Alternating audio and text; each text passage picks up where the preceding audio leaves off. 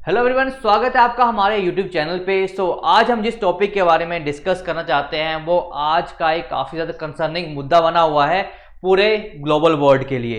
आज हम डिस्कस करेंगे वर्ल्ड इन्वायरमेंट डे के बारे में, जो हर साल 5 जून को मनाया जाता है। तो आज हम देखेंगे कि इसके 5 जून के पीछे मनाए जाने का रीज़न क्या है और क्या क्या इनिशिएटिव लिए गए हैं इन्वायरमेंट को सही करने के लिए। हमारे कंट्री इंडिया ने क्या किया है और हिमाचल के कॉन्टेक्स्ट में किस तरह से अलग अलग इन्वायरमेंट के मुद्दों को लेके अलग अलग स्कीम्स लॉन्च की गई हैं।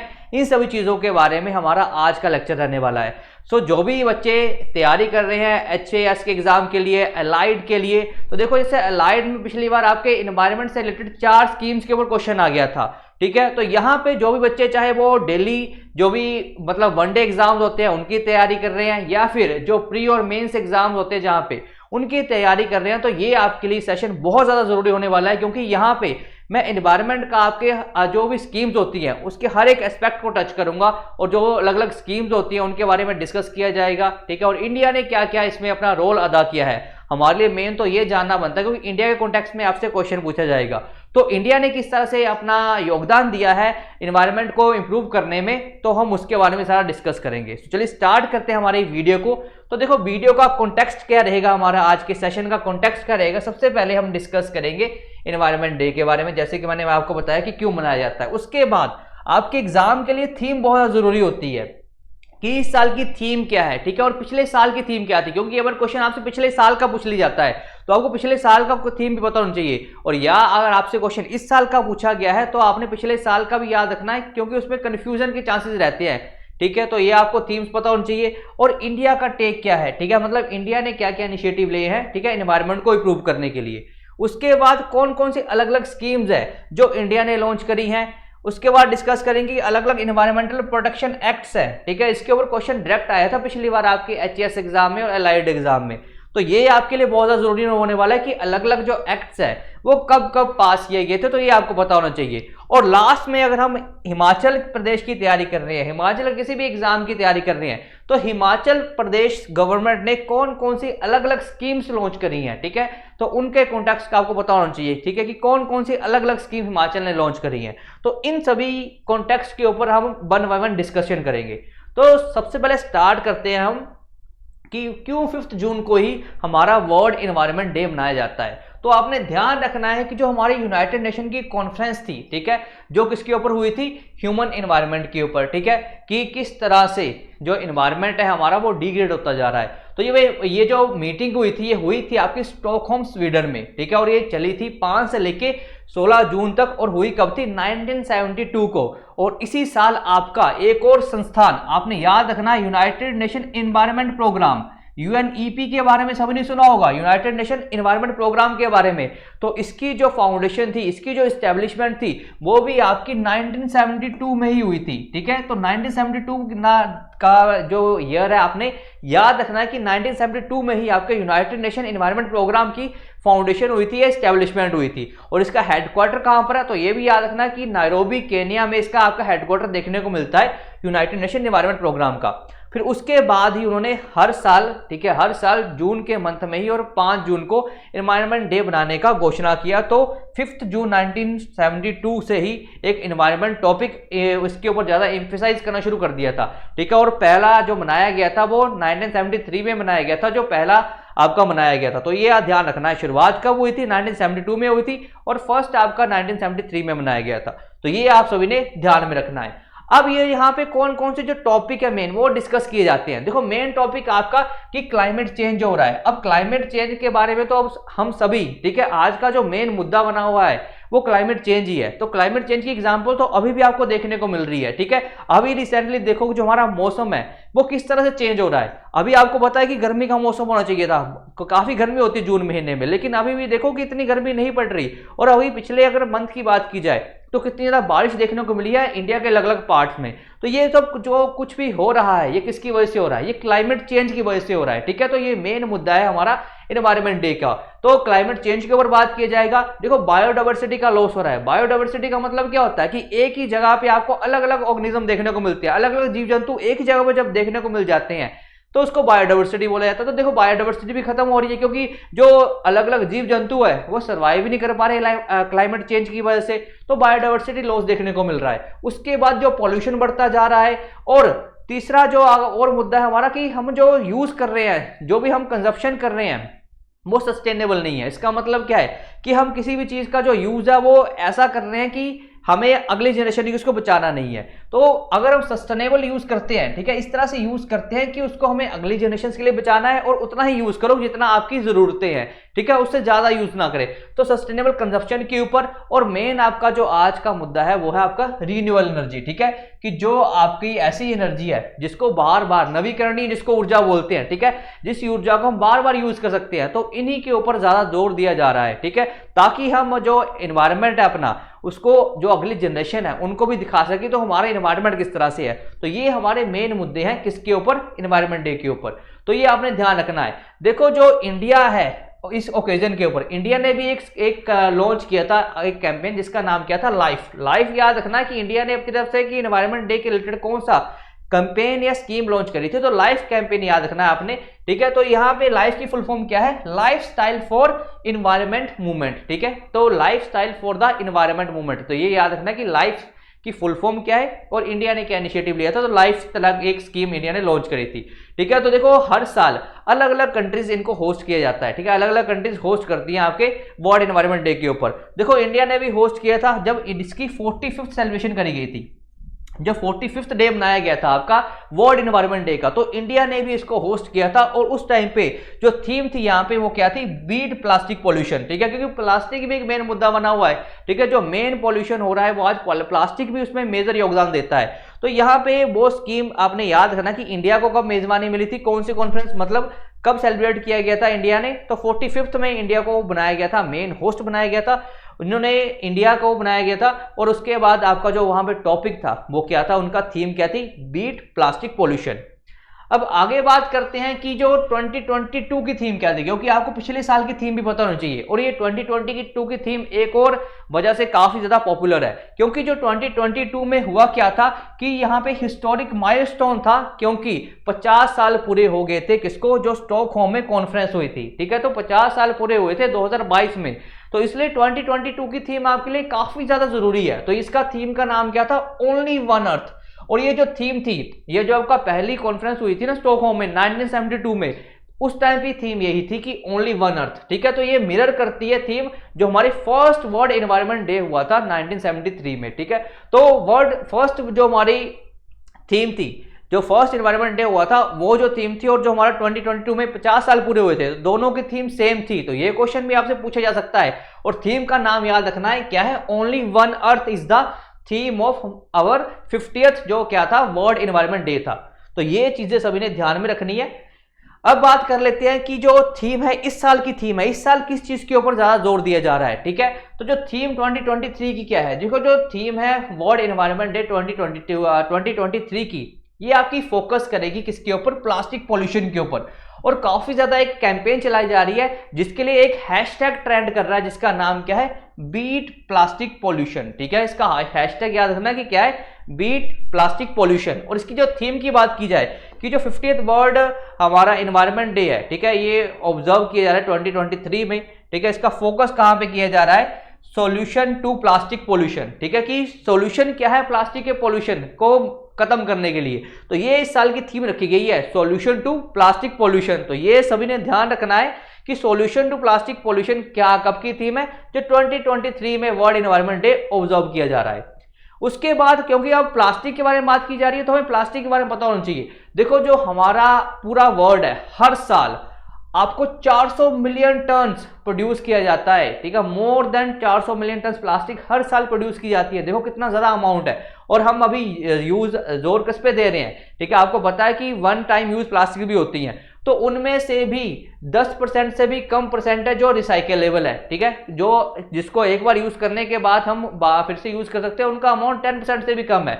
और जो प्लास्टिक सबसे बिगेस्ट थ्रेट बना हुआ है हमारे प्लेनेट के लिए, क्योंकि आपको पता है जो प्लास्टिक है वो गलता नहीं है, उसको गलने में ही यहाँ पर कई 100 साल लग जाते हैं, ठीक है। तो इसलिए जो प्लास्टिक है वो आज का, ठीक है, जो मेन मुद्दा बना हुआ है कि इसको किस तरह से ट्रीट किया जाए, क्या इसका एक ऑल्टरनेटिव निकाला जाए। तो ये चीज आपने ध्यान रखनी है, 2023 में इस चीज के ऊपर ज्यादा जोर दिया जाएगा। अब बात कर लेते हैं कि इंडिया ने क्या क्या मतलब अपना योगदान दिया है, किस तरह से इंडिया कंट्रीब्यूट कर रहा है कि वो एनवायरनमेंट को अच्छा कर सकते, अपने हमने कौन से इनिशिएटिव लिए हैं। तो सबसे पहले याद रखना है कि हमने क्या किया है कि फॉरेस्ट कवर को इंक्रीज किया है, कि जो इंडिया का फॉरेस्ट कवर है वो इंक्रीज होता जा रहा है, ठीक है, ताकि वहां पे जो पॉपुलेशन है लायंस वगैरह की, टाइगर्स की, लेपर्ड्स की, एलिफेंट्स की, ठीक है, वो भी इंक्रीज हो रही है तो वो सर्वाइव कर सके। उस तरह से जो इंडिया का टोटल फॉरेस्ट कवर है वो 21.7% है, ठीक है, हमारे टोटल ज्योग्राफिकल एरिया का, ठीक है, जितना भी हमारा टोटल एरिया है उसका 21.71 जो परसेंट है वो हमारा टोटल फॉरेस्ट कवर है, जो कि 2021 में है। एज कंपेयर टू ये कितना था, 21.67% था और 21.54% था 2017 में, ठीक है। तो इसका मतलब इसके अकॉर्डिंग टू हमारा जो फॉरेस्ट कवर है वो इंक्रीज हुआ है। उसके बाद बात की जाए इंस्टॉल्ड इलेक्ट्रिक कैपेसिटी की, ठीक है, इलेक्ट्रिक कैपेसिटी का मतलब क्या है कि इंडिया ने कमिट किया है कि वो जो अपनी 40% इंस्टॉल्ड कैपेसिटी है,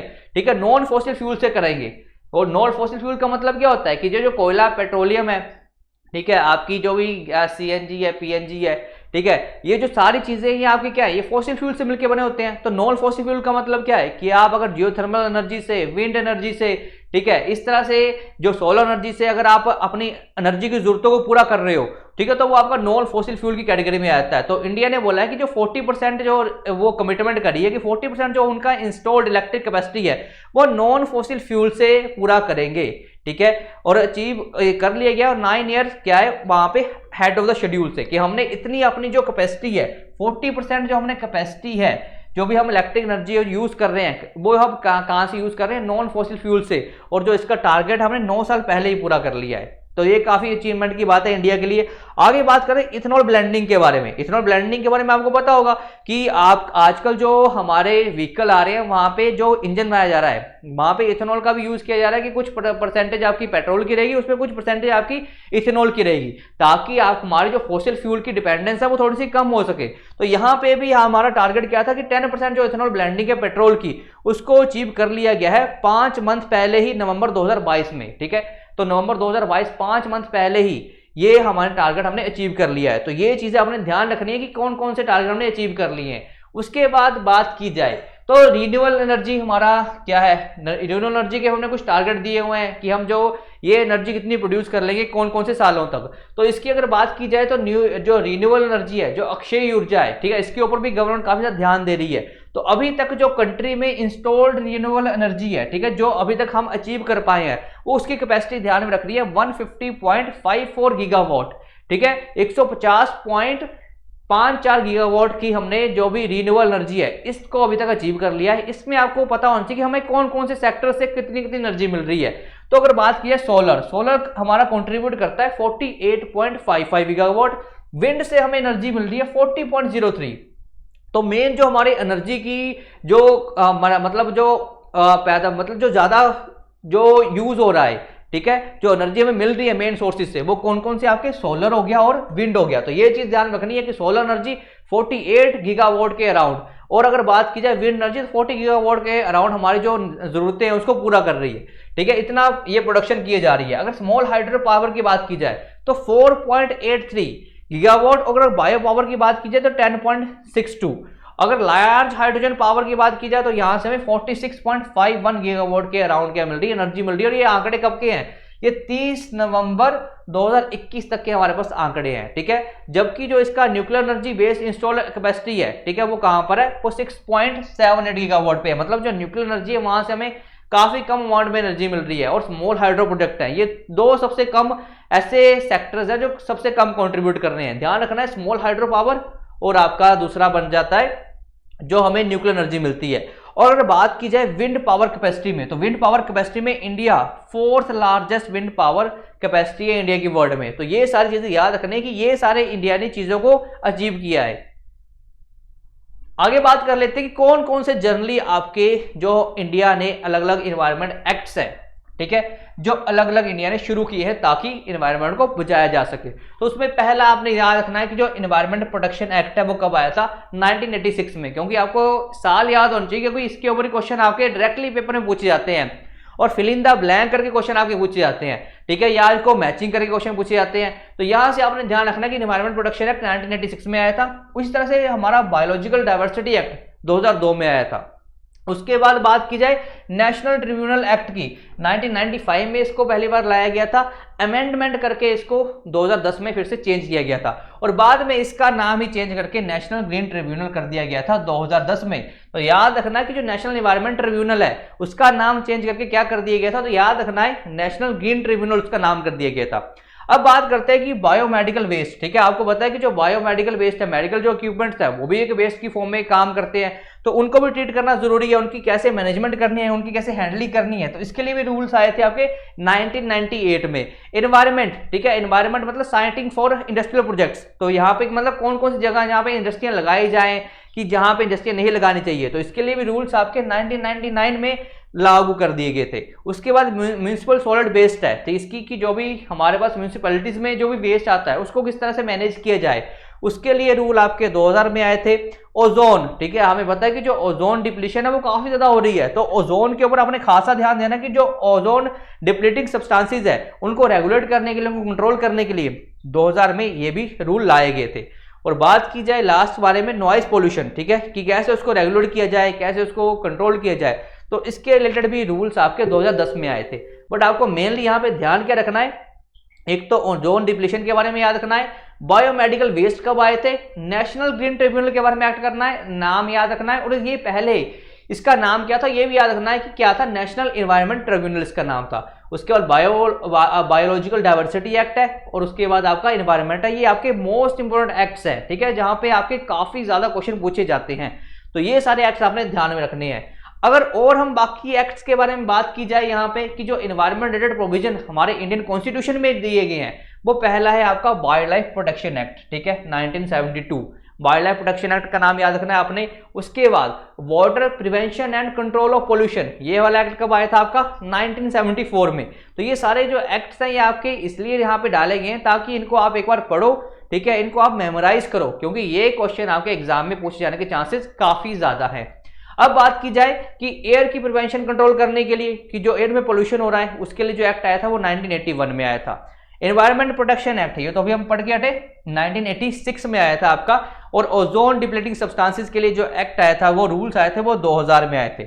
और उसके बाद की कोस्टल की रेगुलेशन की जहां पे की कोस्टल एरियाज में रेगुलेशन के लिए करने के लिए जो नोटिफिकेशन आई थी वो आपकी 2018 में लागू की गई थी। उसके बाद अगर बात की जाए बाकी और एक्ट्स भी हैं हमारे कुछ, जिसमें सबसे ज्यादा आपका है कंपनसेटरी अफॉरेस्टेशन फंड, ठीक है, कंपनसेटरी अफॉरेस्टेशन फंड जो आया था 2016 में, इसके लिए एक्ट आया था 2016 में। तो यहाँ पे क्या था कि सरकार क्या बोल रही थी कि हम जहाँ पे पेड़ मतलब कहीं से अगर पेड़ों को काटा जाएगा तो उसकी जगह पे किसी और जगह पे भी पेड़ लगाए जाएंगे, ठीक है। तो ये जो एक्ट आया था ये 2016 में आया था। नेशनल ग्रीन ट्रिब्यूनल आपने याद रखना है 2010 में, ठीक है। उसके बाद पहले ये इन्वायरमेंट ट्रिब्यूनल था, ये भी नाम याद रखना है आपने। उसके बाद बात की जाए ग्रीन एनर्जी कंजर्वेशन एक्ट 2001 में आया था, बायोलॉजिकल डाइवर्सिटी एक्ट 2002 में आया था, और शेड्यूल्ड ट्राइब और अदर ट्रेडिशनल फॉरेस्ट डेवलपर्स, ठीक है, मतलब जो शेड्यूल्ड ट्राइब्स है वो भी तो हमारे फॉरेस्ट का ध्यान रखने में काम करती है, तो उसके लिए एक्ट कब लाया गया था, ठीक है, कि कैसे रिकॉग्निशन दी जाए फॉरेस्ट राइट्स को, उनको उनके जो राइट है फॉरेस्ट के प्रति वो दिए जाए। तो उसके लिए जो एक्ट आया था वो आया था 2006 में, नाम याद रखना है FRA, ठीक है, FRA आपने ये नाम याद रखना है, recognition of forest rights act. तो ये कब आया था आपका, 2006 में आया था। अब हमने नेशनल लेवल पे तो देख लिया कि किस तरह से एनवायरनमेंट को ठीक करने के लिए, ठीक है, जो भी एनवायरनमेंट की प्रॉब्लम आ रही है वो ठीक करने के अलग अलग से आपके एक्ट्स आए हैं। तो अगर हिमाचल के कॉन्टेक्स्ट में बात की जाए तो हिमाचल ने भी काफी ज्यादा स्कीम्स को लॉन्च किया है ताकि जो एनवायरनमेंट है उसको इंप्रूव किया जा सके। तो पहला बात कर लेते हैं कि जो स्टेट गवर्नमेंट है उन्होंने बैन किया है किसको, जो भी प्लास्टिक आइटम है। आपको बताओ कि टाइम टू टाइम हमारे हिमाचल प्रदेश में प्लास्टिक बैन हो चुकी है, ठीक है, आपके प्लास्टिक के लिफाफे देखने को नहीं मिलेंगे हिमाचल में। तो यहाँ पे टाइम टू टाइम अलग अलग एक्ट्स के थ्रू हिमाचल ने, कौन सा एक्ट है ये, Himachal Pradesh non biodegradable garbage act 1995 के अराउंड, जो भी प्लास्टिक है उसको बैन कर दिया है कि आपका वो प्लास्टिक लेते हुए, ठीक है, या कोई सामान उसमें कैरी करते हुए पकड़ेगा तो आपके ऊपर जुर्माना लगाया जाएगा। उसी तरह से एक और हमारी स्कीम आई है न्यू फॉरेस्ट्री स्कीम, जिसको क्या बोला है, सांझी वन योजना। ठीक है, तो ये आपका क्वेश्चन अलाइड में पूछा गया था, अलाइड के मेंस में, कि कुछ 4-5 स्कीम्स के नाम बताओ जो इन्वायरमेंट से रिलेट करती है हिमाचल प्रदेश की। तो सबसे पहले बात की जाए सांझी वन योजना की, उसके बाद बाकी जो स्कीम थी वो थी सामुदायिक वन संवर्धन योजना। ठीक है, एक ही आपकी योजना थी। उसके बाद वन समृद्धि जन समृद्धि योजना, ये सारे स्कीम्स हमारी हिमाचल सरकार ने लॉन्च करी हैं ताकि इन्वायरमेंट को इंप्रूव किया जा सके। उसके बाद एक बूटा बेटी के नाम, तो ये आपकी स्कीम लॉन्च करी गई है। उसके बाद अमृत सरोवर स्कीम होगी, और लास्ट में आपका हो गया जल भंडारण। ठीक है, तो ये सारी स्कीम आपकी इन्वायरमेंट को प्रोटेक्ट करने के लिए बनाई गई हैं, और ये 5-6 स्कीम्स है जो आपको पता होनी चाहिए। और इसके ऊपर अगर आपसे 4 स्कीम्स के बारे में पूछा गया था पिछली बार, तो आपको वो भी पता होना चाहिए। सो ये था हमारा आज का टॉपिक एनवायरनमेंट डे से रिलेटेड। सो आशा करता हूं कि आपको बहुत सारे कॉन्सेप्ट यहाँ पे क्लियर हुए होंगे कि क्यों मनाया गया था। ठीक है, कौन कौन से अलग अलग यहाँ पे कन्वेंशन किए गए थे, और यहाँ पे अगर इन्वायरमेंट से रिलेटेड इंडिया का टेक है तो इंडिया ने कौन कौन से ऐसे लक्ष्य जिनको पूरा कर लिया है, और आने वाले टाइम में कौन कौन से लक्ष्य हैं। ठीक है, और कौन कौन से डिफरेंट एक्ट्स हैं जो इन्वायरमेंट से रिलेट करते हैं। और अगर स्टेट की बात की जाए तो स्टेट ने किस तरह से अलग अलग स्कीम्स के थ्रू इन्वायरमेंट को बचाने में योगदान दिया है। और आज के लिए आपका क्वेश्चन क्या है, क्वेश्चन को ध्यान से पढ़ना बोला है कि एज पर the solid waste management rules 2016 in India which one of the following statement is correct. ठीक है, तो आपको ये क्वेश्चन दिया हुआ है, इसका आपको आंसर मेरे को कमेंट सेक्शन में बताना है, ताकि आपको भी पता लगे कि किस तरह क्वेश्चन पूछे जा सकते हैं आपके एग्जाम में। तो इसका सभी ने आंसर देना है कमेंट सेक्शन में। सो होप करता हूं आप सभी को ये वीडियो पसंद आई होगी। देखो, अगर अच्छी लगी हो तो लाइक करना, शेयर करना और सब्सक्राइब करना, और बताना कि आपको कौन कौन से एक्ट्स के बारे में पहले से ही पता था, कमेंट सेक्शन में बताना, ताकि हम भी देख सकें कि आप कितना ज्यादा क्यूरियस हो। ठीक है, आपकी इंगेजमेंट भी होनी चाहिए ताकि हमें भी थोड़ा सा क्या मिले, एक बूस्ट मिले, ताकि हम भी आपके लिए इस तरह से नई नई वीडियोस के थ्रू, क्योंकि देखो टॉपिक तो वर्ल्ड एनवायरनमेंट डे आपका 5 जून ये बोल के और इसकी थीम बता के भी पूरा हो सकता था, बट हमारा लक्ष्य ये है कि जो भी ऐसा बंदा है कि जो तैयारी को बड़ा सीरियस तरीके से कर रहा है, ठीक है, ऐसा एस्पिरेंट है, ठीक है, जो तैयारी को अच्छे तरीके से कर रहा है, तो उसको कंप्लीट इन्फॉर्मेशन मिले और ये भी पता लगे कि कैसे कैसे क्वेश्चन पूछे जा सकते हैं। सो अगर वीडियो पसंद आई हो तो देखो लाइक करना, शेयर करना और सब्सक्राइब करना। मिलेंगे अगली वीडियो में। Till then all the best and good luck.